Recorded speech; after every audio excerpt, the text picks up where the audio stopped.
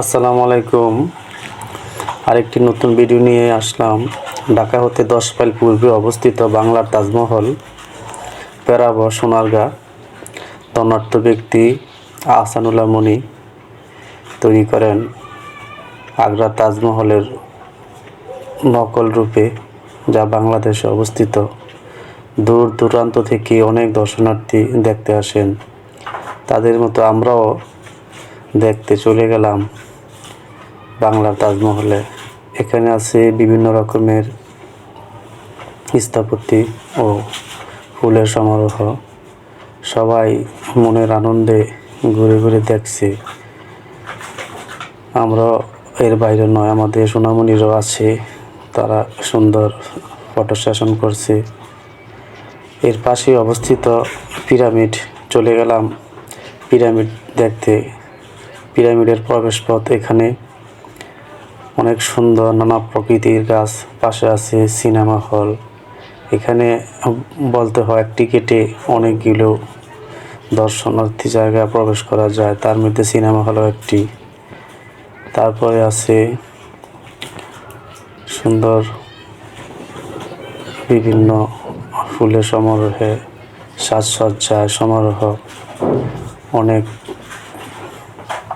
রকম সুন্দর। সবাই শিশু বাচ্চারা দেখে আকৃষ্ট হয় এবং তারা তাদের নিজের মতো করে ছবি তুলছে। দেখতে বড়ই আকর্ষণীয়, চমৎকার লাগছে। একে একে আমি আবার চলে গেলাম আরেকটি লোকেশনে।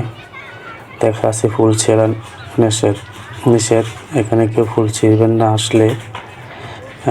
পাশে অবস্থিত মিশরের পিরামিড। এই পিরামিডের ভিতরে বিভিন্ন রকমের মমির দিয়ে তৈরি বিভিন্ন রকমের রাজা রানীর পোশাক আছে। তার পাশে অবস্থিত পাখিদের সমারোহ। প্রবেশ করতে গেলে আপনি 20 টাকা লাগবে, পাখির খাবার দিতে হয়। এই পাশেই এই রাস্তাটা দেখছেন, এই রাস্তা দিয়ে আমরা প্রবেশ করলাম।